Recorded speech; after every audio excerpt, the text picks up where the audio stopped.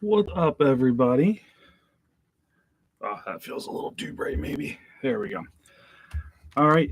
As everybody comes in, we're gonna have a little bit of a slow start as viewers make their way into the live stream, where we will hang out for the next hour or two, depending on how busy the live stream is. And what I mean by that is how many people are in the chats, commenting and hanging out with us. Excuse me. I hope everybody had a good weekend. Like I said, we're getting back into that Sunday routine of doing the live streams. The Powerstroke Q&A is really just kind of the main focus of it, but I will always kind of try to pick an area to talk about in the moments of downtime. And I think what we're going to do for today is, what's up, Johnny? How are you doing, man? Welcome to the live stream. Hope you had a good weekend. Good deal. So Johnny, here's my question. I was just about to try to pick a topic for the downtime in the live chat. What do you think is a good topic to fill space in between? What's up, Sierra? How are you doing? Nevada. I don't know what you want to call. Let's go with Nevada. Jay, good to have you, man. Always good having the regulars in here.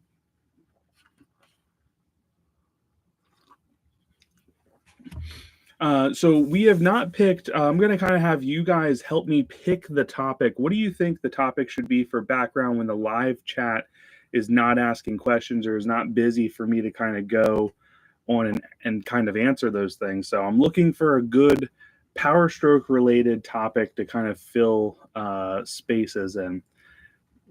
Adventure, how are you doing, man? Welcome to the live stream. It's good to see some new faces I'm not as familiar with. We've been trying to do these a lot more regularly than we have in the past. So it's good to see some new names popping up in the live chat, along with some of the guys I'm used to seeing as well. So what do you guys think about the time? I've kind of been around like between 9:30, 10:30. Nevada, good to have you, man. First time in the live stream. These can be a lot of fun. I like doing them. It's a great place for you guys to kind of ask me questions, get live feedback. We have a great community that helps answer questions as well here. What do you recommend for best brake pads on a 350 with a truck camper? So one of my favorite go-to if we're keeping stock brake system, so we're not upgrading to some Willward or SSBC kit. The Power Stop stuff has done really, really well for me. I've used them on several trucks now. My dad's he has an 01 250. I've towed with them on my 04, and I got to tell you, while it's not going to be like a monstrous difference, what I can say is I did notice a difference while stopping my camper. I do feel that overall it was better. I felt unloaded. The brakes are so big, especially if you go to like the 08, 05 and newer, like the brakes start to get really big. But loaded with a camper, I felt they're one of the best values out there. I have some videos on it. What your truck, I can get you an affiliate link to kind of show you exactly what I'm talking about. But definitely by far one of my favorite upgrades. Joe, how are you doing, man? Been running XDD high output with new build. J&K built, and believe it or not, it's already going up. Really, I am actually surprised to hear that the XDP alternator is going out. What's the warranty on that, John? I would imagine XDP is a big company and their warranty is normally decent. So as long as you're within there, I feel like they'll definitely take care of you.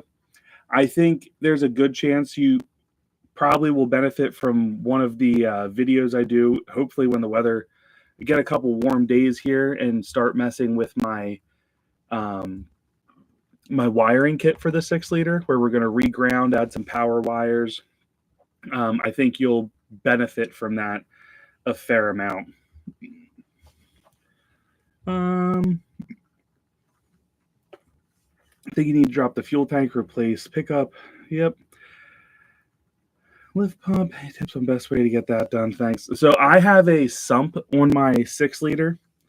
Adventure, of course, anytime, man. Any other questions, please feel free to ask, or anything you want to input. This is really for whatever you guys want to talk about. Powerstroke, even some of the other diesels. I don't know them as well as I do the Powerstroke stuff, but it's really just an open platform for whatever anybody wants to kind of bring to the table. So that's a tough one, man. The first thing I can say is an extra hand, or maybe some kind of like pump, or not pump, some kind of jack that might be able to do it.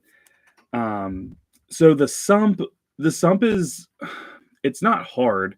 You do drill directly into your tank, and there's an old video I have out where I kind of show my sump setup, where I do love it.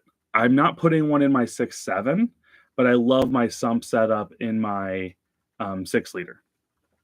And I definitely would not go any other way with that. Those pickup tubes are known to break, so that sucks. What sucks about doing the sump in the truck is typically, unless you drop the whole tank anyway, you end up taking a diesel bath. So it's kind of gross. What I'd probably recommend doing is drilling a single small hole and letting it drain, which could take a while. And I would do it if you need to replace that pickup tube, you probably can't get that low on fuel to make it reasonable.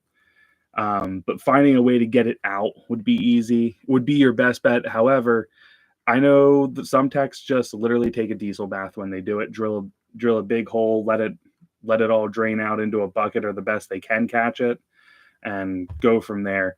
The sump is kind of a bear. Either way, your tank has to come down unless you have a way to pull your bed, which seems like a lot more work to me. But you're definitely going to want a couple extra hands to help move the tank. Once the tank's out, you can probably drain it a fair amount. Then you can kind of decide on sump versus just replacing that filler pickup tube in there.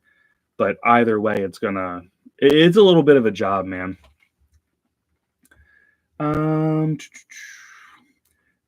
Yep, John. That's the nice thing about PowerStop is they're not wildly expensive, yet they have a ton of value in what they are and how much they help. So, I mean, I'm really interested in I think it's SSBC brake kit.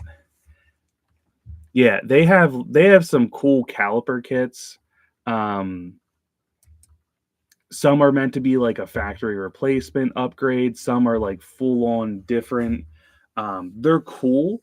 They're much more reasonable than Willward because typically they still use the factory size rotor, just with greater stopping power because there's more pistons. But I'd love to try those out on something. I lost my spot. I'm sorry. Pulley going out to your warranty, John. So you should still be well within your warranty, right? I'll say this, my alternator, I have a Nation starter and alternator, which has been a good alternator overall, but I did have to send it in at like 11-month mark for warranty, and then it's been fine ever since. And that was years ago. And then it sat for a long, long time and still has been doing pretty good. So I'm overall very happy with that. So don't let the idea that alternator died on you. It could be a fluke. Crap happens. I'd send it back, get it fixed, and then take it back and start and use it again. And keep an eye out for my video coming with the wire upgrades. Adventure, you're welcome, man. That's what we do here, brother. Great, except my truck won't start. I believe my fuel gelled. I'll have to take the fast filter off. Oh yeah, dude, that sucks. At least with the 6 liters, it's you can kind of use all the different additives to help with the anti-gel stuff. How cold did it get by you that your fuel gelled? We've had some cold days here in Pennsylvania, but they are normally pretty good about treating our fuel, so it normally isn't too bad here. But sometimes it is. Sometimes it's not great, but typically we're pretty good here, even down into the single digits. They normally treat our fuel pretty well. Pull the bed, throw a 60-gallon in there. I do want to put an upgraded fuel tank in my 6.7. For the 6 liter, I'm going to do the Harpoon mod, where you mess with the vents on there, and they say you can get like an extra 5-6 gallons in it, which would be perfect for my 6 liter. I'd be very happy with 30 some gallons of fuel on that. But the 6.7 is only 28 gallons. It's kind of rough. So I would really like to be able to upgrade that to a little bit more. And that's kind of oh,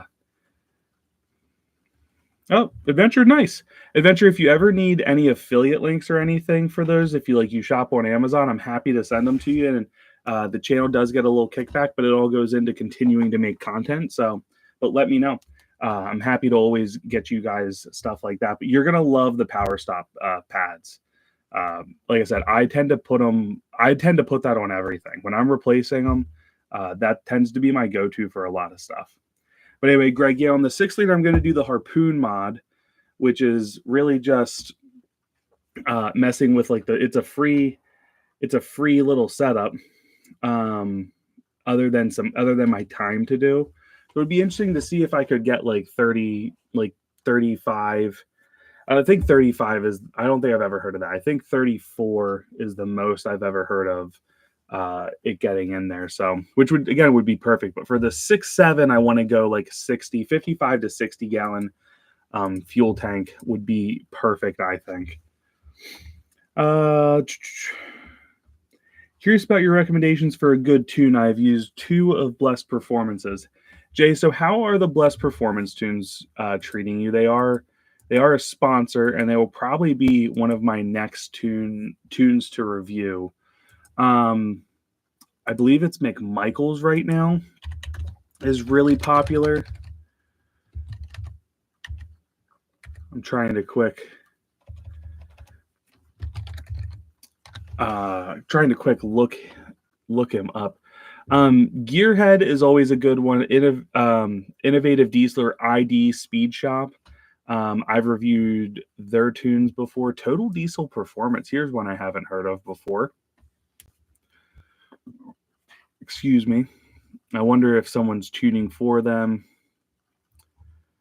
I don't recommend them. Is this Tony? Tony used to tune all the time. People used to like them. What's kind of neat with tunes in the 6-liter world is that they all behave a little bit different, so that it almost feels like you get something different every time you kind of switch tunes around. But and let me say that, what are you looking for at a tune?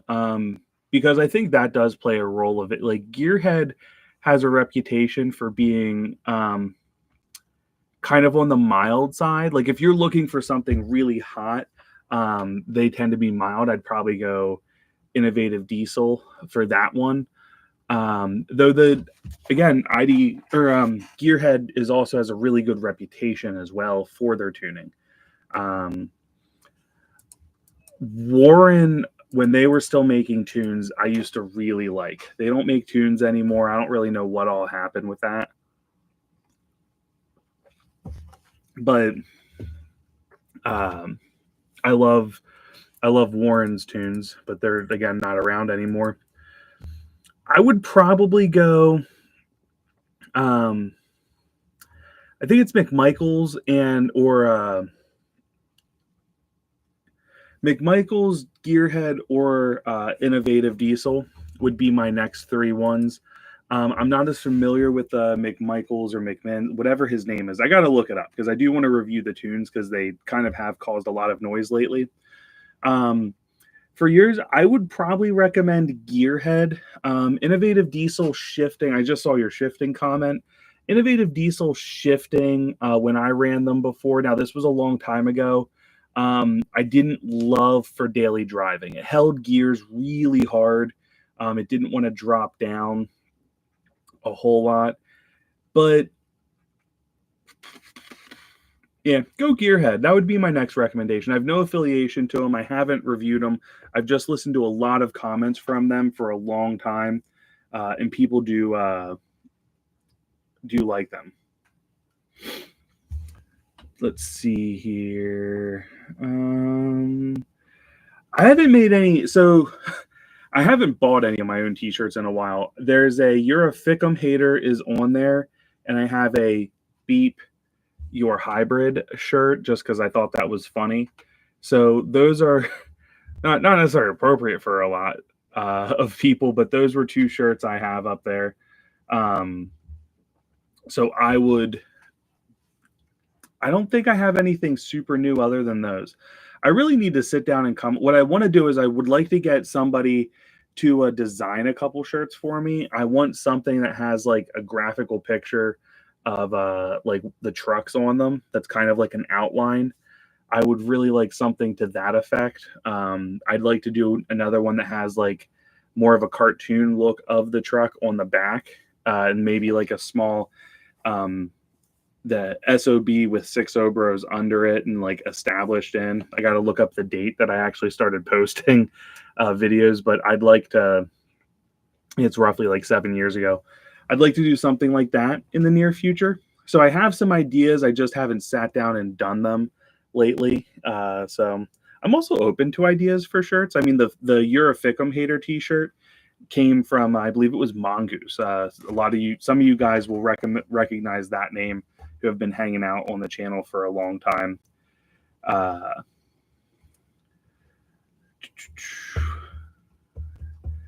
let's see here. I put the SMB 60 tank. The SMB, they say, is the nicest tank out there. I've looked at Titan just because they are, not everything's about money, but they are cheaper. So I've looked at the Titan probably a little closer for the 6.7, but the SMB is a premium product.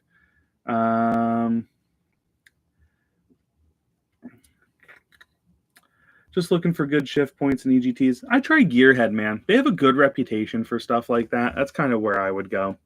Had Warren tunes that my ECM went out when Warren put in Gearhead tunes for me. Nice. So if Warren's using Gearhead, that says something to me because Warren used to do some really good tuning themselves. Yeah, Joseph. So I use what some people don't know. I use a third-party printer for all my T-shirts. So hopefully they're coming on the way very soon. But yeah, I don't really know a whole lot about. I don't know the timeline because it's been so long since I ordered. But hopefully they're on their way soon because I feel like you ordered a while ago. You told me, so I'm hoping it's not too much longer. What up, Steve? You can't find a cheap 6-liter. I'm sure there's a cheap non-running 6-liter out there for you. Pull up some Auto Trader here. I know you don't actually want a non-running 6-liter, but there's got to be like one dirt cheap 6-liter somewhere.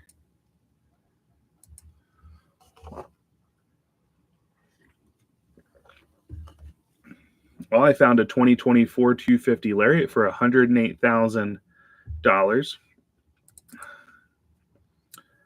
That's wild. I can't even.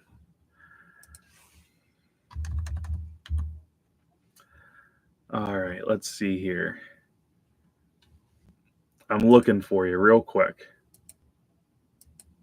All right, it's not looking good though.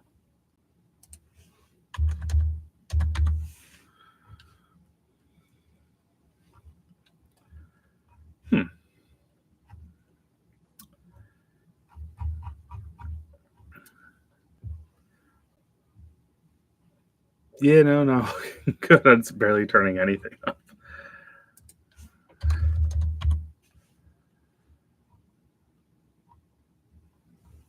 I think Facebook Marketplace has taken a lot of the people looking for trucks out there.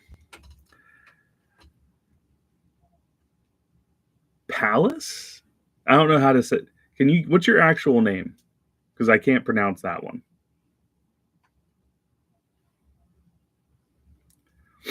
I want to try to. I'll shorten it to PAL right now.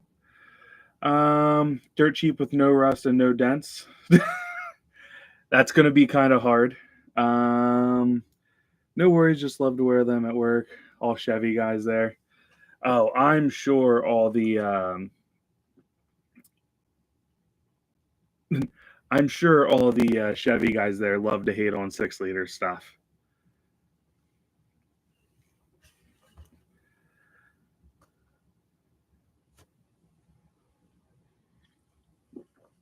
One that doesn't need an engine is preferred. That'll be even harder. Um, Here's a good question from Drew. What injector should you run with an 85 millimeter overstock compound setup? I'm assuming you're running like a 485 or something. Uh, Jim. Well, Jim, welcome to the live stream, man. Good to have you here with us. Drew, injector size for a compound setup. So you have a stock. That's a cool setup, first off. I would say you probably want to be somewhere in the neighborhood of like a 205/30, a 205/75 would probably be a good setup for that. I know some guys are running 190/30s with a similar setup with good luck. I would probably want a little breathing room with my injectors. I'm running 205/30s, excuse me, and I can't clean them up with just a larger VGT. Now, I'm not running like a big 68 millimeter VGT with the GT40 wheel. That's something to kind of look into the future for. But as of right now, with that setup, I'd probably recommend 205 30s would probably be my go-to. That's a fair amount of fuel. Do you have any horsepower goals with that? Like, are you looking for something specific? Because that's probably a 205 probably gets you in the neighborhood of like probably get you in the neighborhood of 700-ish horsepower. I'm not 100% sure on that, but that's probably a decent guess for what I would expect. I believe KC Turbo had a guy running a similar compound setup with 190/30s, and I think his track time had them around like 680-ish, 670-ish, somewhere in there. It was a very fast truck though. What do you have just stock injectors now, or do you have the compound setup on the truck, or are you getting ready to put it on? The 6.0 is the new Cummins. I still don't think they're as bad as Cummins owners in the sense of how much they think their vehicles are worth. But I will say, as probably Ford's best pre-DPF truck, yeah, there's some nonsense. Here's a hammer down define cheap. What do you give me a ballpark range? Here's a relatively clean 06. There's some rust. When the doors are shut, it looks nice. It went $8,000. That's a lot of rust for $8,000. At least in my book, for whatever that's worth.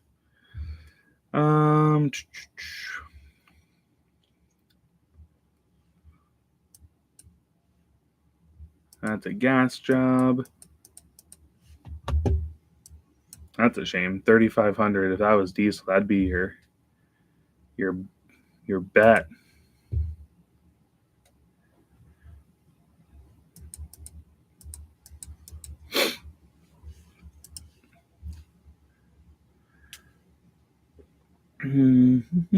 Let's see here. Rather find a clean body and blown engine so you can make the engine. So, Greg, what him and I were joking about is dropping a 6-liter, and he has a V10 Dodge, older truck, obviously, but dropping the Ford Dash and the 6-liter engine into it, and doing a conversion there. Well, and probably the transmission, I would assume. So really pulling all of that stuff out, putting it in the Dodge, and going from there. On a 6.7 Powerstroke, what year do you like best? It's funny you say that. I just finished editing a short that I plan to release tomorrow about best year 6.7. I have a full-length video on this that I plan to redo probably in the summer. just because one, it's getting dated, so getting some new information out there about it and the different years is something I'd like to do. But um, I love really the 11s are the worst year. It's the first year. There's still a lot of really good 11s. It doesn't mean they're bad trucks. It's just for the 6, 7. It was the year that had the most issues. Now, a lot of those issues are resolved. A lot of the failures that were going to happen have already happened in the early 6, 7s. But 13, in my opinion, is the first year they kind of had things really squared away. They went back to a steel bearing in the turbo. So turbo failure rates went down. Excuse me. Still not the best turbo, but you can swap it over to the newer style. 15, I think, was a big mark. There were cylinder head revisions, injector changes. They released the CP 4.2, which is still prone to failure, but it pushed more fuel. So you had a higher limit for horsepower. Glow plug revisions in 13. Again, 13 was like a good year to start. But 15 and 16, which are essentially the same truck, they're some of my favorites. I like the changes in 17 they made. I heard 17s aren't the most reliable. That could be more of a maintenance thing, though. I think 20 is my favorite body style. 20 to, I think, 22 or 23. Let me quick look it up and see. 22. So 20 to 22 is my favorite. It's a small change they made in the grill and headlights, but I just think that little bit of a change really makes them one of the best looking Super Duties out there. But I love the 15, 16. So I'd say between 15 and 16 and the 20 through 22s are my favorite year. But I will say this, they're all pretty squared away. Buying the newest one that you can reasonably afford is kind of a decent rule of thumb, is from like an actual, like, is this reliable? Is this a good truck? In 15, they went to a bigger turbo that was actually resembled a lot more closely to the 6-liter turbos in their design, with some changes and some upgrades over the years. But 15 and 16 are probably my overall favorite years. Also from a value perspective, they're cheaper, obviously. They're older. You can still find them low mileage. My brother just bought a 16 last year. Him and I were looking for that, and that went really well. So yeah, 15, 16 is probably my favorite year overall right now to recommend people to buy from a reliability and a value standpoint. They still are a little excessively expensive in my book. Drew, you're aiming for a 650 to 700, currently waiting on a few oil lines that are then putting it all together, stock injectors currently. Drew, do you have all the fuel stuff to, like, you're going to want a fast system. You're going to want a fast system. You're going to want a regulated return to support the injector size that you really want. The other thing I would also recommend here is putting the injectors in before you start the project, because once you start getting all that, you're not going to want to deal with taking things apart to put injectors in. And the stock injectors, I just don't see having enough fuel to push 2 turbos. So one other thing, depending on what you probably want to consider an upgraded high pressure oil pump, because you're going to be able to run these injectors pretty like wide open, pushing a lot of fuel. And 205/30s, 205/30s can handle on stock pumps. They say it's the largest you can go, but I think you'll probably be pushing it a little hard, especially as these trucks are getting older. Stuff starts wearing out and everything. So I would really look at doing a high pressure oil pump. CNC fab, if you have an early style pump. I guess the Thumper 2 is probably the only late style pump out there last time I checked. But definitely one of those, making sure you upgrade your pump to be able to push the injectors as hard as you need them, or are going to want to push them. A full fuel system, regulated return, fast or air dog. You're definitely going to want that for 205/30s, especially when you're going to have the turbo to really deal with those injectors and take take everything they have and really get the most of them.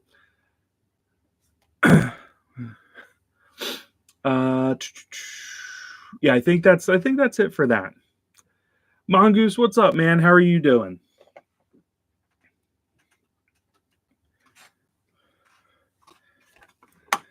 Gotta get a drink here. Been talking for 30 minutes straight.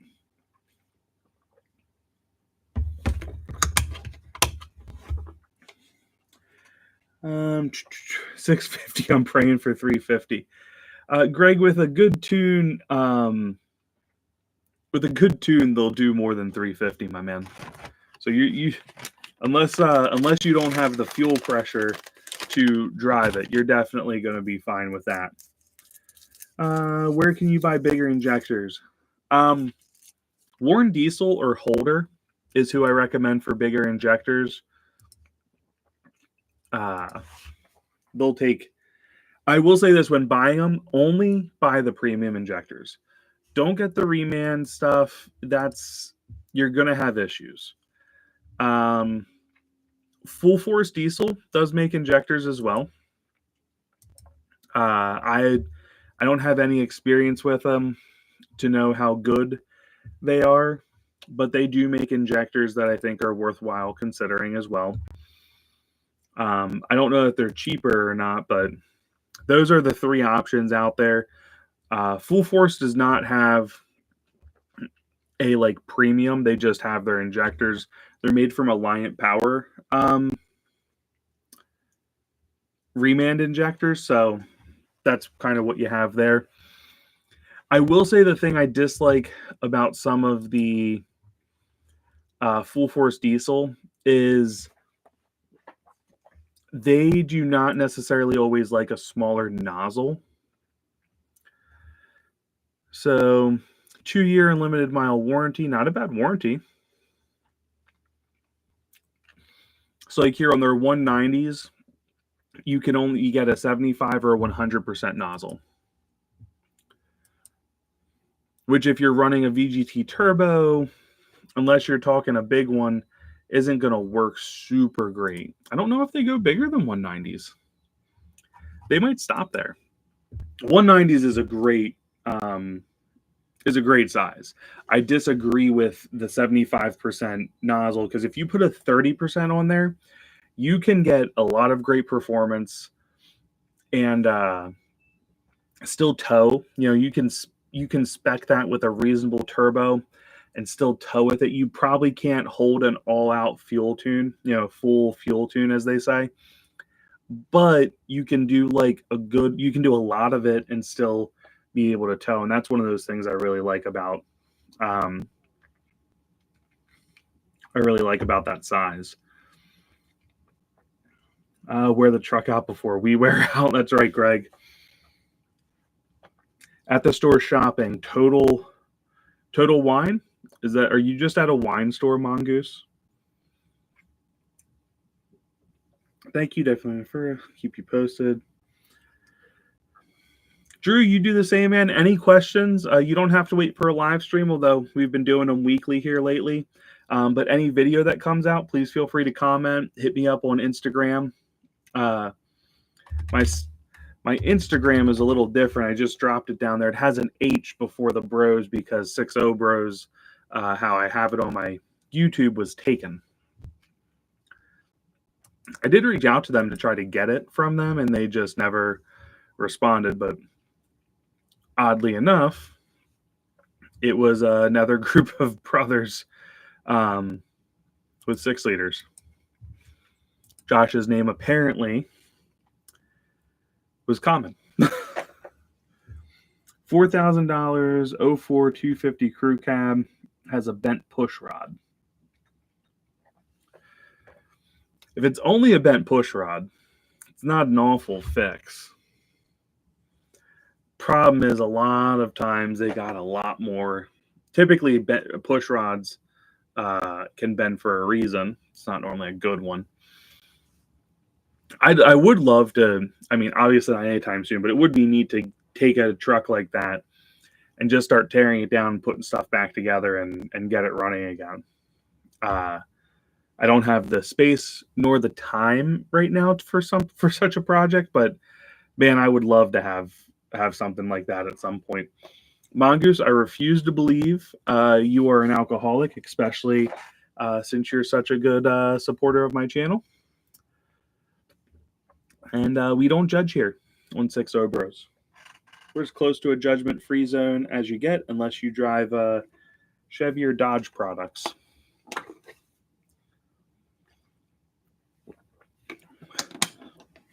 We even support our 6'4" brethren on this channel. 19 years military, bro. That's good. It's a good thing my channel's super small. Otherwise, somebody would click that one section out and be like, look what he says about our military members. Mongoose, I forget. I knew you were in the military. What branch were you in? What did you do in the military? James Ford only. James, what size injector are you looking at? Like, what's your build looking to be? Big. Oh, you're still in the Army? For some reason, I thought you were retired. 6'4s are still running. They are still running. Which I would, no time soon again, but I would love to eventually build a 6'4. I remember when those trucks came out, I thought they were the coolest thing. But yeah, James, what are you looking for in a bigger injector? Because I find a lot of guys want to go way too big, and they don't want to build. They don't understand that. I'm not saying you don't, but sometimes they want to go way too big. They don't realize they need a lot of supporting mods for it to run it successfully without damaging the injector. So I do like to always stop and ask people, what's your goal with it? What's your current setup? Any modifications? With my 6.0, I have to stay employed. Don't we all? Don't we all? I mean, there's always the civilian market to work in. Not sure, just would like to make a bit more power than stock and be reliable. I have an air dog already. Okay, good. My recommendations for injectors, I get a lot of flack for this. I shouldn't say a lot. It's caught on a little bit. People are so quick to throw bigger nozzles on. And 30% are okay. You still get decent idle quality. You still get controllable exhaust temps. However, a 175 stock nozzle, like 155 stock, you can empty that whole, like doing bigger nozzles on a 155 is dumb. It will push you, like a 155 stock nozzle injector will put you into the low 500s. A 175 stock nozzle puts you solidly in them, like around 520-ish horsepower, depending on the different mods. But you get a really clean burn, you get a really controllable exhaust temp, and just a good driving truck. You're not beating on your whole system. Your high-pressure oil pump will handle those injectors just fine. You already have the an air dog on there. You can turn around and put I do recommend a regulated return if you can swing it, and a turbo for that injector. I definitely recommend Turbo Times, the YouTube sponsor, with the affiliate code 60 Bros, get you 10% off, except it's spelled out. Get you 10% off one of their turbos. Their stage 2 or even their stage 2.5, but if you tow, I wouldn't recommend the 2.5. It starts to get a little big. Their stage 2 is just a perfect turbo for that injector. And it's such a clean running setup. I remember running those injectors. I had just a Power Max. I didn't even have like a nice turbo. Like their stage 2 turbo is a nicer turbo than the Power Max, but I remember driving that at the beach one year and just being like, this is just like, it was on a tow tune and it was just the nicest driving experience. I really loved that setup. And that's what I recommend for most people. You'll make like on a all full fuel race tune, you'll make over 500 horsepower. Again, around that 520 mark. That's a quick truck. On a tow tune, you can tow max weight. I towed 13,000 pounds up some mountains in New York, down to South Carolina in the middle of August heat, and it just did perfect. The whole every way around, plenty of power. That is definitely the setup I recommend for most people, and you don't feel like you're beating up your truck.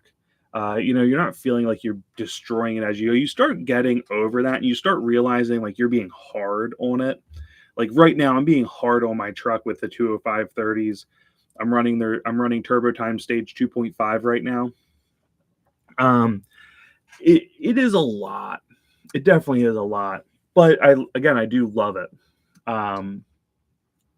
But just to kind of give you some help on what you want to do. And it sounds like that is kind of right up your alley for what you're looking to do. I drove a 2010 6.4. A dealer used one, ran good, but would not buy a 6.4. They are a riskier buy for sure. I don't feel they're as awful as everyone makes them out to be. They have one major issue. They do tend to crack pistons. That's my big issue. And apparently they have like the fuel injection angle all wrong. Like there's some basic stuff that International should have gotten right that they didn't get right on the 6.4. They can be built to be reliable, but they're expensive. The Max Force pistons or the steel pistons now that we have available, there's some good stuff out there to make them, a good engine, but they definitely are much more problematic than they're worth in many regards. But a full build on one, they're cool trucks, and we're at a point where we can make them reliable. It's expensive, more expensive than making a 6.0 cool, but something to kind of keep in there. I won't hate on the 6.4, but I don't recommend people buy them either. Kind of a dumb question. I'm in California. Does the injectors or turbos not pass smog, or does it not matter? You're in gray area. So there's I know a couple people in California. One of them messes with injectors a fair amount. The first thing I can tell you is you will need to run a very mild tune.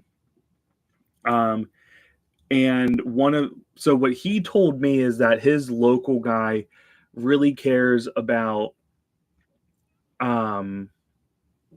they really care about how much smoke output they have. And there's some gray area for interpretation of what it means. Because I know that guy had compounds and big injectors. What I would do is I would talk to your local guys that are inspecting. Hey, here's what I want to do. I'm not trying to run something obnoxious, because they can too. You can get a really mild tune that has very low smoke output. You can get that tune. But you need to check with some local people before you start messing with it, because I don't know enough, and I understand there's some room for interpretation. Some people have to have that small, like they have to put the thing in the exhaust to measure all the levels and stuff. But definitely talk to local guys before you buy all those things and start messing with them. On a quick side note, guys, we got 15 people hanging out here. Glad to have everybody here, but we only have 8 likes. So if you guys haven't hit that like button, it does really help the channel out a lot. Some diesel mechanics won't work on them here in Pittsburgh. 6.4, yeah. I know I've had before I found a good shop to go to, I had Ford dealers turn down the 6 liter when I needed to have when I cracked a cylinder head. They would not touch it. And the moment I mentioned studs for it, they were like, nope, nope, we won't even look at it. Like, man, if they saw it now, they'd have an aneurysm looking at all this stuff that's not from Ford on that at this point. I would take a 6.0 Huey system over CP4. This the thing with the 6 liter is it's cheaper to fix than the CP4 system. You grenade a CP4, you're talking, if you pay a shop 10 to 12 grand to have it done. I think they sell kits to replace everything for like 3,900, but that is not, you have to program the injectors. Fuel. Let's see if I can find one of the. Yeah, it looks like you're talking between $400 and $5,800 ish dollars to be able to. That's injectors, that's the fuel logs, that's a new pump, ton of gaskets, lines. It's everything you need, but still, a very expensive repair. On 6 liters, the injectors can fail completely, and it's not uncommon, but like you can get a whole new set of injectors for like $1,000. If your high pressure oil pump fails, again, you're around the $1,000 mark installed. Less if you do it yourself, $600 to $800 depending on pump. There are more expensive pumps out there, but let me just quick. So billet pumps are like $890 to $1,000. You can get regular pumps for $550 to $700 depending on style. Yeah, so it is a much cheaper system to deal with than the CP4 setup. I plan to eventually, I'm going to put the disaster prevention kit on my truck. From there, I'm going to turn around and put a later down the road, I will put the DCR pump in the truck. And I think that'll be a really cool video. I'm excited for that one. Oh, here's got all the different pumps on it. So yeah, Bosch pumps, depending on the year, are about $580 to $680. I would not go with the Ford ones just because there's no real benefit to the Ford one over other stuff that's out there. CNC Fab makes a good one. RCD, they have their stage 1 and stage 2 for the later style pumps.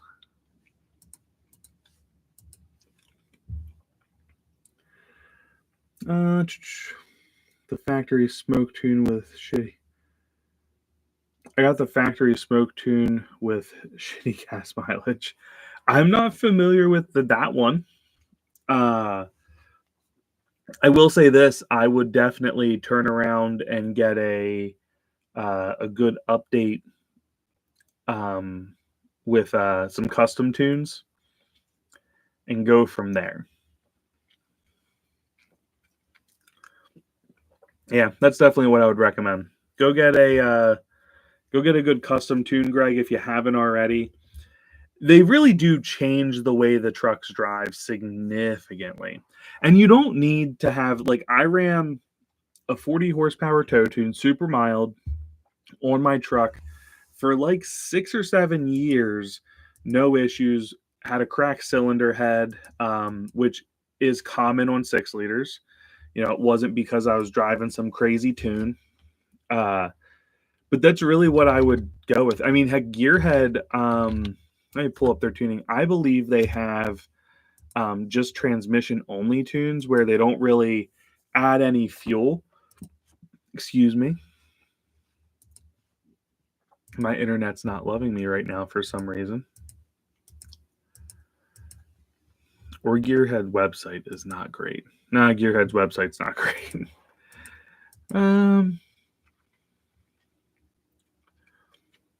Yeah, I believe it's their unlimited tow. See if I can quick find. So unlimited tow, this file maintains stock fuel parameters. It can tow whatever you want while giving better shift firmness than stock. They also have an 8K tow tune for towing without being studded. Studded trucks can tow 13K with this file. So they have some options. I wouldn't recommend going much higher than that unless you have studs on a truck. 6.0 prices have come down, and yeah, I mean, they've both have come down, but we still haven't hit like pre-COVID levels for either of those trucks. They've gotten better. They've gotten a lot better, but still a little rough. I know Josh. He has a Platinum that he bought 2 years after I bought my XLT. And he paid about the same price I did. It only had like 5,000 or 6,000 more miles than me. And it's a very clean truck. What's the biggest issue with the 6.0 Powerstroke to look for in buying one? So, biggest issue. There's things I definitely know to check for. Check for fuel in the degas bottle. Sometimes the degas bottle will have like a bloated look to it as well. But that's an easy one because they separate. So don't let somebody drive the truck around or warm it up. You want to see it cold and pop the hood first before you start it, because you want to look under that hood to see if the fuel and the coolant have separated. Then from there, let me think here for a second. A good scan tool of some kind. I personally really like Torque Pro. Works well on your phone. Forescan works well on your phone. Forescan with a laptop is probably my preferred. I have a lot of videos. I have several videos using it on my laptop. That is probably one of the best things you could really do. And I would try to set it up before you get in and look at it, play with it a little bit. But checking oil cooler temp changes, making sure that your coolant and oil, once up to operating temp, so like 190 degrees, get it on a highway at 65 miles an hour, a relatively flat highway. You only need about 5 minutes to figure out what it's going to do. If your deltas or the difference between them is more than 15 degrees, you have an oil cooler going out. I'd say if you're 13 or less, you're safe. But if you're over 13, you're probably getting close, and 15 is the cutoff for them. Checking FICM voltage is a big one. Looking for obvious signs of coolant being pushed out while driving is definitely it. Like, I'd give it a little bit on the highway, a little extra gas. And then when we got back to their house or wherever I met them, I'd pop the hood one more time just to make sure there's no obvious coolant being pushed out. Looking for rust underneath is big. Check fluid colors, check the oil color. It's obviously going to be darker, but make sure that it looks like they're taking care of it.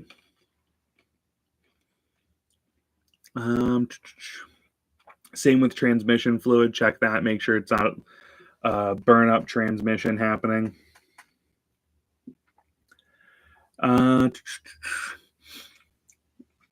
have a no start video that I released, and that gets more into it, but being able to kind of tell the difference in like what your ICP and IPR should be at idle, under load, while you're driving. Like, I'm going to expand on those videos in the near future, but that's definitely one you would want to check out as well.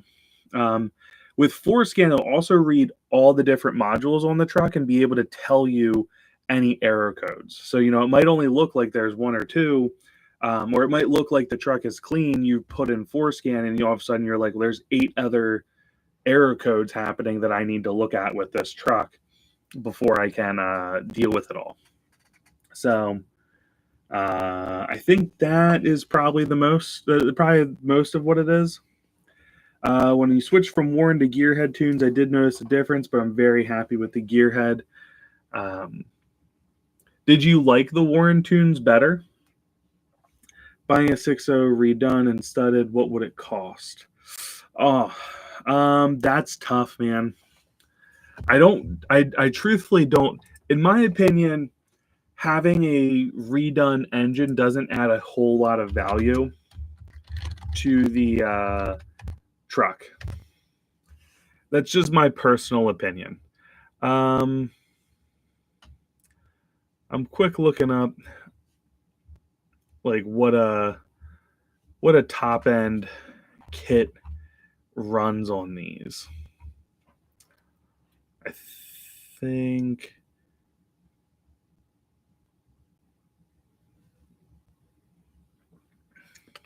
$1,500. Let me see what Blessed has. So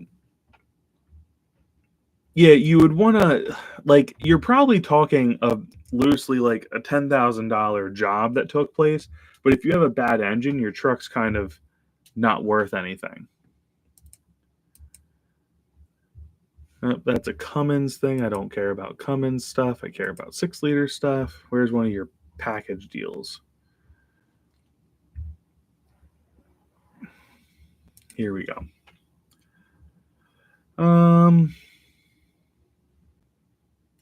Because he has like kits that have a bunch of stuff, and I'm not seeing them at the moment, which is annoying.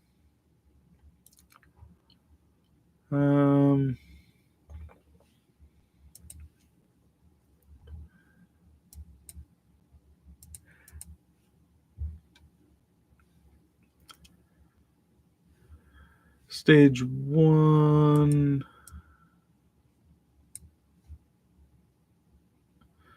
This is just custom tunes, turbos, and injectors. This isn't.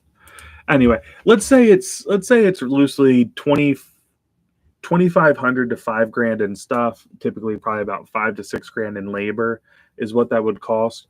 But at the same time, like, if you have a blown engine that's not running, well, you just needed an engine in order to justify the cost of it. Maybe you want to say, great, that might be worth a premium if the rest of the truck is nice. But like having a running engine, I don't feel adds a whole lot of value. Like, for instance, like I have a redone engine, a redone transmission. I do not think recently serviced axles as well, and that's all in good shape. I don't feel it adds any value to it, to the truck. If anything, I think in some essences it kind of takes away, because like what demons are you chasing down still with such a big job? Maybe there aren't any. But I'm just saying it's a little hard. My transmission was not relatively cheap, brother. But yeah, I don't think it adds a ton of value. Greg, I'm with you. The deltas in mine are also a little wild. You buy, worst case, you have 5 to 10 if you are not mechanically inclined. Yeah, wouldn't sell mine for 60. What OBD2 is best to use with Torque Pro, with cell phone, Android? So I'm going to send you a link to what I use. And honestly, there's more expensive ones. I just haven't had a reason to buy it. Where is it at? Yeah, this one's $10. It works great. This is an affiliate link, just as a heads up, but that's the OBD2 Bluetooth thing I use, my brother uses. It works pretty good. Like I said, there are nicer ones that probably read your data faster. So, there are other ones you could get, which I'd probably step up to one of the 4scan ones if I was looking for something more involved. I don't think I would be looking, which I think they can get a little pricey, but the 4scan ones with the USB on them work really well with laptops, and you don't need a crazy laptop to run them either.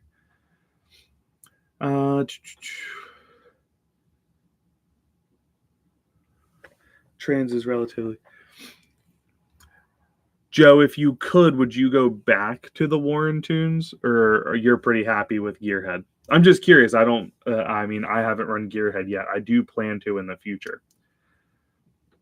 Recently cut off your cat on an excursion. Excellent move. Then it started running rough. Then it didn't start the next day after. Getting it to start ran rough for a couple days, then cleared. Was weird.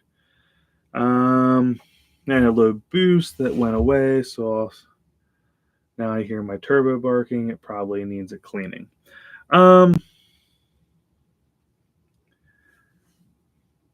Yes, if you go, so the forescan stuff, Rich, I just need to think about yours for a second. I'm going to quick pull up this information for his Mac.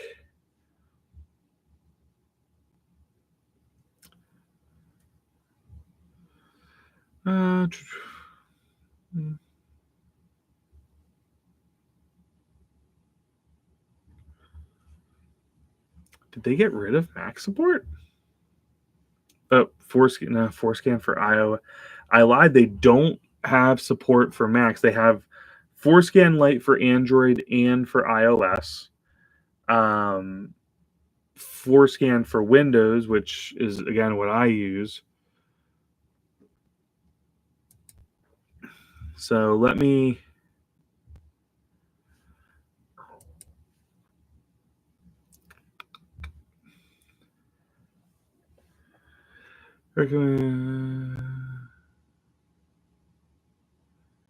Yeah, they're a little judgy on the. Well, it's just more complicated to get stuff on Mac.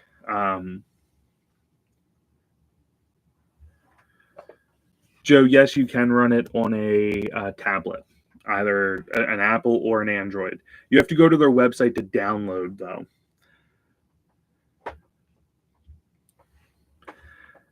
Greg, it doesn't do fuel pressure just because there's no sensor, so you need to put a manual gauge in, or an electronic one running through the system. But yeah, you have to add it.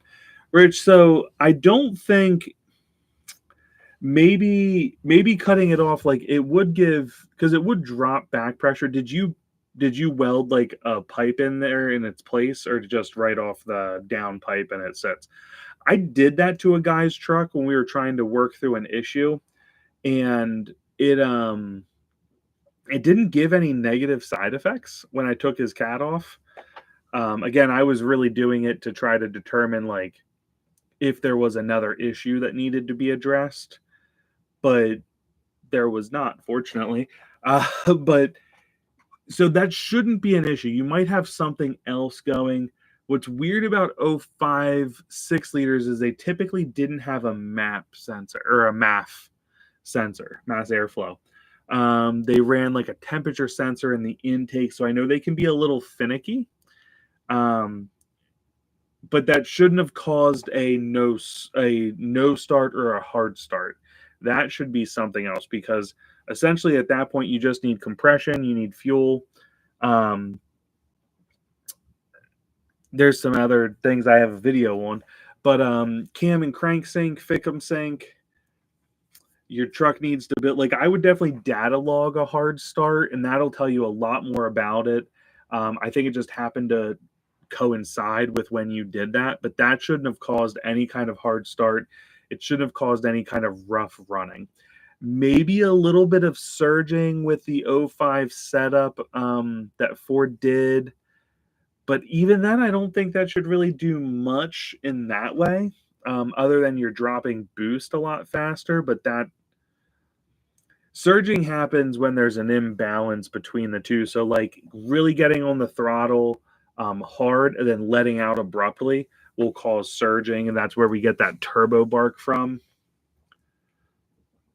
But I do not believe it has to do with your no start. I don't think that caused it at all. Rich, I will say this: I would put another pipe in there to complete your exhaust system.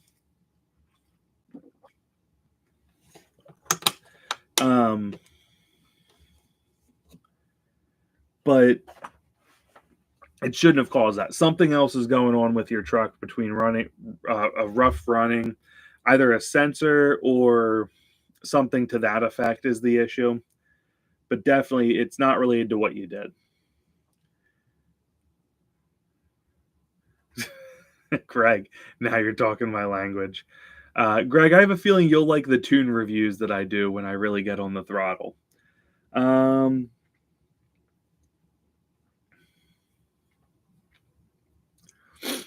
I don't know why they stopped making tunes either. It's really a shame because they were good tunes. My only issue is it always took my truck a while to the transmission shifting to smooth out. Like normally within the first 100 miles, like that's all taken care of. But with them, it always seems like it took more like 500 to kind of settle in its way.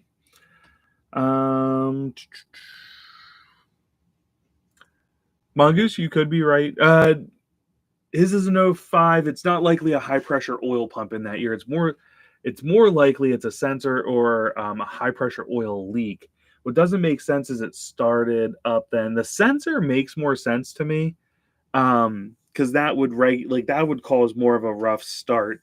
I feel like if it was a high pressure oil leak, you'd probably if it was running that bad, it would probably just die instead of stay running. So I don't think he's got a high pressure oil pump issue. I think, or a leak even. He could, don't get me wrong. It wouldn't be the strangest of things. I think fuel would maybe spell that out. Rich, how cold was it when that happened? Gelled fuel would explain that. Best year 6.0 from Jim. So this is I have a video going over a lot of this as well because this is a common question you see, and I made the video with the intent to try to stop this question because people, not so much the question, but people answering it really wrong. A lot of people say newer's the best. It's just not true. They're different. They're all different. In my opinion, the only reason to consider buying a newer like 05 plus is related to the suspension of the truck and nothing to do with the engine itself. The 03 and 04s in many rights are actually slightly more reliable in stock form. You have the EGR cooler is better in those years. The oil cooler, they added an extra row in 04 and a half, I believe. But most people are not still running a factory original. And quite frankly, it didn't do all that much for it anyway. The 03, early 04 cams were slightly more aggressive. The Thickums didn't change much. They went from a 7-pin to a 4-pin, but there was zero performance gain or decrease in that system. So that wouldn't be a really reason. So later years are more prone to high pressure oil leaks. The snap to connect fitting tends to leak. The standpipes dummy plugs tend to leak on them. Some people have a really hard time getting those systems to work correctly. Whereas in the 03, early 04 trucks, you had high pressure oil pump failures that were more common. Leaks, much less rare. But you have a pump that's rated to about 180 to 200,000 miles, so you'd probably need to kind of replace it. Now, I will say this, they've made those pumps much more reliable now. There's been revisions to the housing design. There's billet pumps out there that completely change the design. So there's solutions to all of it. I believe Alliant makes like an O-ring kit for the standpipe and dummy plugs that people say is very reliable. It's a big topic. I am a little partial to the earlier trucks. I have one. I have an early 04, so it has an 03 engine in it, or had one before I had it completely redone. But I will say this, the better suspension, better braking of the O5s are also can't really be ignored. I would say '05 is my least desirable year just because they got rid of the MAF sensor in them. '06, '07 are good. The turbos are smaller in them. I will say that.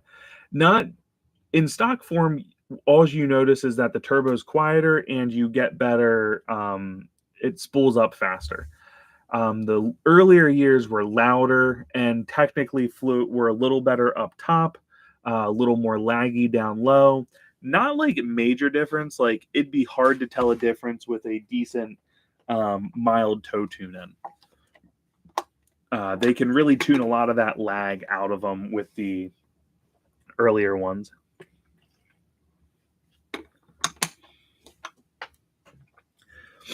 So yeah, there really isn't an answer to like, is there a best year? There's a best suspension for sure, but there isn't really a best year from an engine standpoint. The transmission's ever so slightly beefier in the '05 and newers. Greg, Greg, I like the early body. Like I like both of the front ends separately. But I do like them both a lot. It's hard to pick. When I was shopping, I didn't know anything. This is over a decade ago. I knew nothing about the 6 liter other than some people had problems with it, and I was a little scared to buy one. But it's overall been a good truck. I don't know that I'd have much of a preference if I went shopping today. Like I don't hate driving my '04 around at all. I love it actually. If I didn't love it, I would have gotten rid of it, and either considered buying like an '05 or '06, '07. But it doesn't bother me at all that it doesn't have as nice of a suspension or yeah, you lose some turning radius with the older setup, but overall it's still a good truck and I still think they drive decent.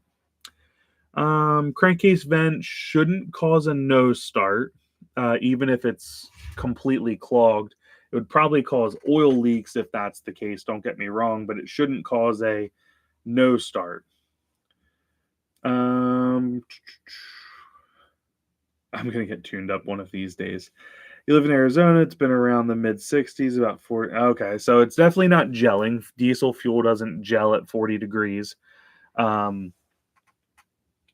at least I've never had diesel fuel gel.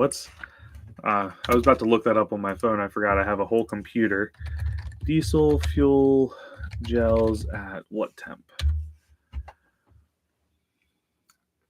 Below 10 to 15 degrees. So, yeah, you're fine. Excuse me. Rich, do you have a scanner that you could really take a look at what your truck's doing? I would really want to I would go check out my video. If you type in 6.0 Bros 6.0 Powerstroke no start, my video will come up. And that will have a lot of what I'm about to say in it for you to look at in case you need a reference without sorting through this super long live stream later. But I would definitely go look for that video, and you want to see Fickum, cam crank sync. The Fickum sync's what I'm talking about. Mongoose, have a good one, man. Thanks for checking in with us. Enjoy your wine, my friend. 07 with the 10 blade. The smaller 10 blade is actually a cool idea because you get the whistle, but you also get faster spool up because it's a little bit smaller. So that was actually a cool thing that KC came out with years ago. Fickum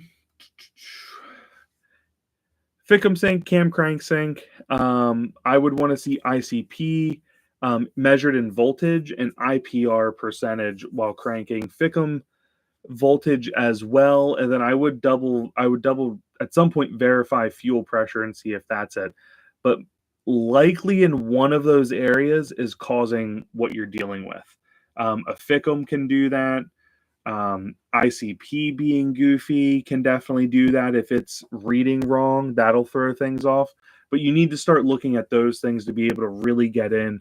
Otherwise, it's just literally taking shots in the dark. You're going to end up spending more money.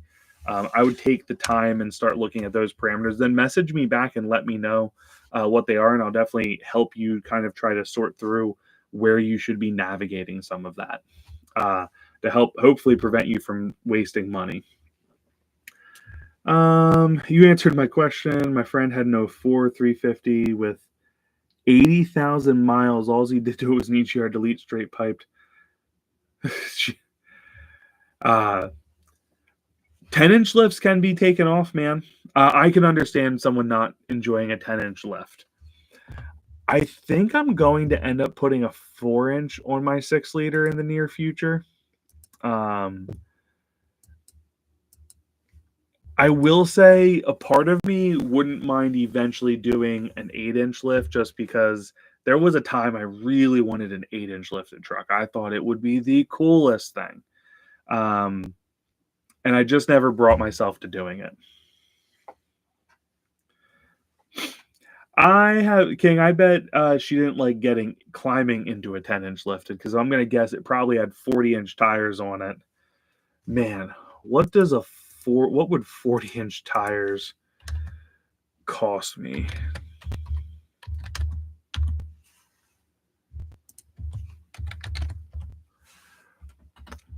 Let's see here.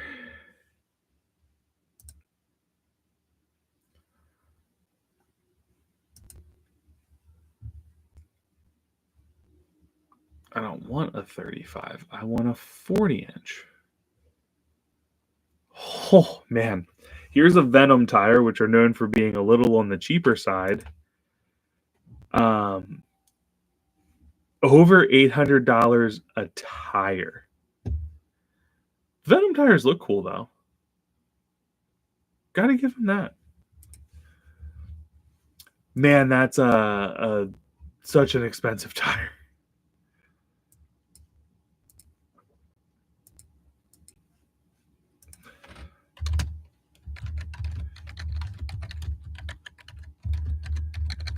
Just kind of...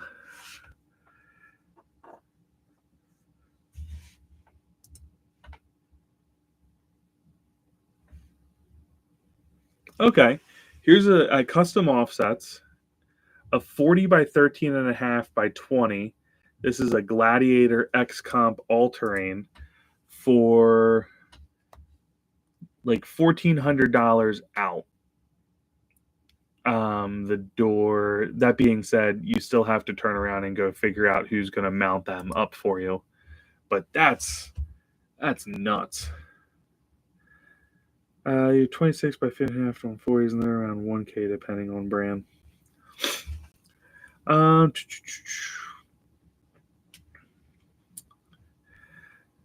It had 37-inch tires on it. Had 8-foot bed. That sounds like a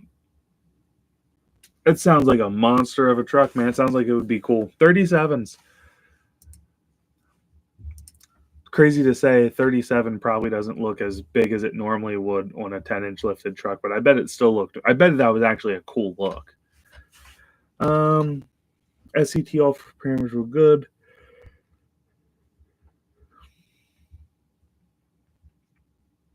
Okay, if it resolved, then that's good.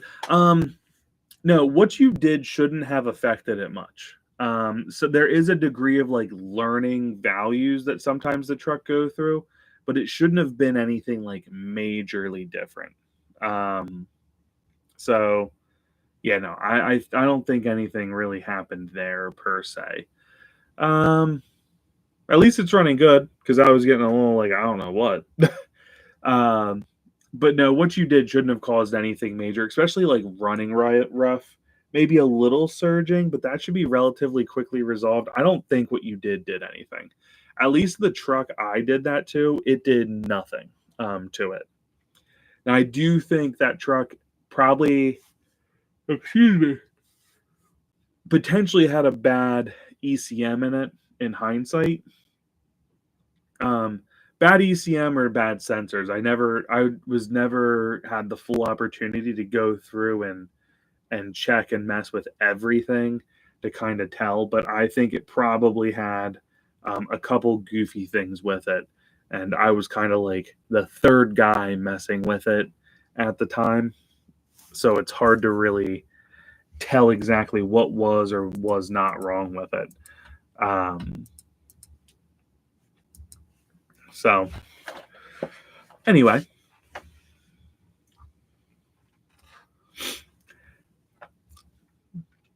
any other questions that anybody has here? We're probably coming down to the last like 10 minutes of the live stream right now.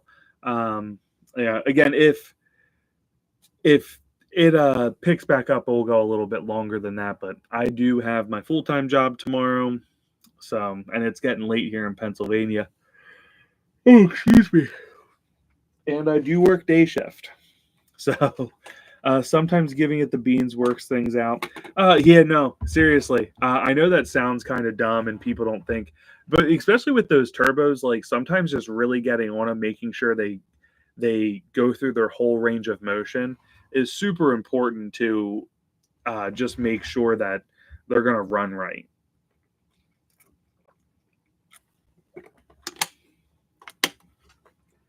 I'll get some rest tonight. Don't you worry. So the turbo bark is normal. I just never heard it with a stock exhaust. Was just concerned. Um, Rich, if you got in it and let out quickly, yeah, some turbo bark is normal, especially if an EGR is not doing its part per se.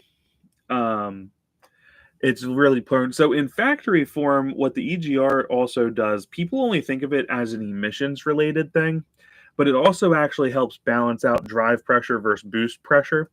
Um, so when you have more boost than drive, what that bark actually is it's air trying to push back through the compressor wheel. And the bark is created from a surge because the compressor wheel is being pushed, then it kind of goes back and forth a little bit. Now, it's probably nothing you can actually see. But yeah. Jim, thank you. And I hope you come back for more of our live streams and more of the videos. I appreciate your contributions tonight, man. So the stock exhaust doesn't really have a major factor on it per se. But yeah, it comes from an imbalance of drive versus boost pressure, and it's literally air trying to push back out through the turbo, obviously unsuccessfully, but it does create this sound. And surging long term is not good for turbos. They do eventually take a beating, but it's not like it's only if literally every time you drive it, you floor your truck and get back out of it abruptly. If you gradually let out of like if you can floor your truck if you like as the drive and boost pressures kind of settle in. Because what typically happens with boost pressure is it tends to like rise and peak. And then if you're full throttle in it, it'll kind of balance off a little bit and then stay there. If you slowly pull out of that, you don't get that bark. That surging doesn't tend to take place then. So that's what's happening with that. A lot of people get worried about it, but in a factory setup, the EGR valve also opens at this time, which balances the two pressures out and helps reduce turbo surge. I'm not advocating pro EPA nonsense here, none of that. Like I'm just stating in factory form, it almost works as like a wastegated turbo to help prevent surging in the truck. Again, loose way of looking at that. That's not necessarily how wastegates per se work, you know, spot for spot, but similar. And what you notice, if you go looking at old delete video like threads on forums, what you'll actually find is a lot of people right after going, "Oh my gosh, I have this turbo barking noise," or they'll try to describe it. Some say it sounds like Chewbacca, but and everybody says the same thing. So just something to kind of think about there. It's definitely a well documented online thing. And guys, I know we're coming to the end, but don't forget to hit that like button in there. And if you haven't gotten in the chat yet, please get in the chat, say hi, even if it's just to say hi, but get in this live stream chat, say hi. Don't be shy. Ask any questions that you guys have. I definitely want to make sure that I'm talking to everybody. That's what makes these live streams a lot of fun for me personally, and I'm glad you guys are coming along for them. Yours does it at moderate driving.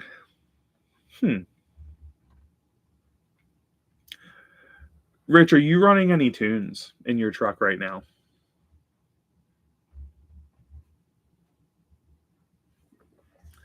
I'm thinking what I would do is if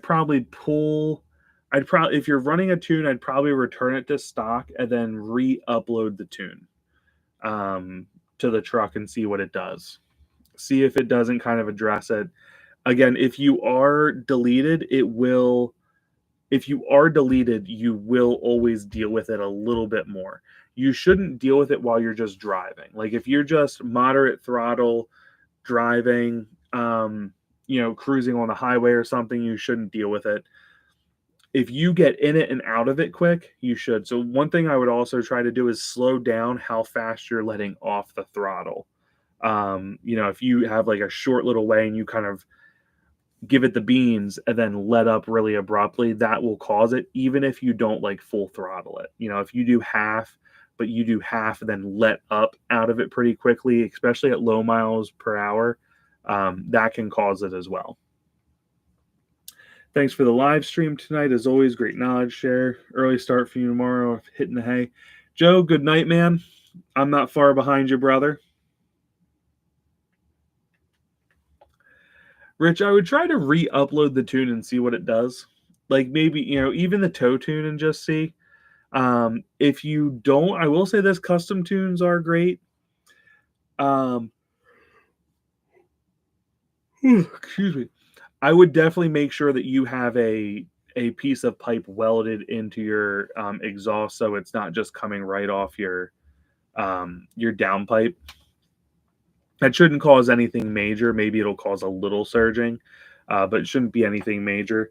My assumption is probably that what you're dealing with is relatively normal. Again, I'm not sure. It's hard because I'm not in the truck. I can't drive the truck, but I don't think it's anything major to worry about. I'd try re-uploading the tune and see what it does.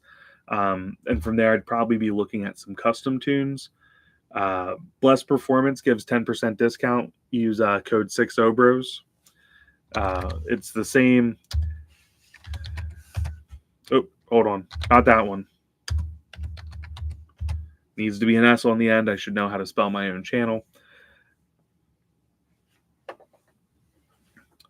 And let me know how that goes. Again, either next week we should have another live stream or in the next video that pops out. Let me know how things are going and keep me up to date. Rich, great. Thank you for all your support. Rich, I feel like I could be wrong. I feel like I've talked to you before on live stream. Maybe I'm wrong and it was somebody else, but I feel like your name looks familiar. But if not, it was great having you. Thanks for getting in the live chat with us. Again, that stuff makes it a lot of fun for me to do these, is to really interact with you guys and try to do something a little different. I don't think there's a lot of auto channels that are willing to do these live streams. And I will say, I used to get nervous about doing these because it's like, well, shoot, I'm on the spot. What if they ask a question I don't know, or I do something dumb? I've really just dealt with being okay doing dumb stuff. And typically you guys have always been pretty good about keeping relatively in my wheelhouse, or just okay when I don't know something. I won't lie to you guys if I'm not 100% sure. Oh, Rich, good to have you back. It's really great to see a lot of people come back to the channel and come into these live streams again and comment. And I'm hoping to see people really we're trying to really revive the channel and bring it back to it at its peak, which is a little bit of a project, but I'm up to the challenge, and I hope you guys are along for the ride and enjoy some of the content coming out, even if not all of it 6-liter stuff. But I hope you guys do just enjoy what we're putting out right now and the work going into the channel to grow it again. I appreciate all of you guys. I hope everybody has a good week. Happy Monday, as they say. But thank you guys all again. I appreciate you stopping in, and I will see you guys in the next upload and next live stream in a week. Guys, take care.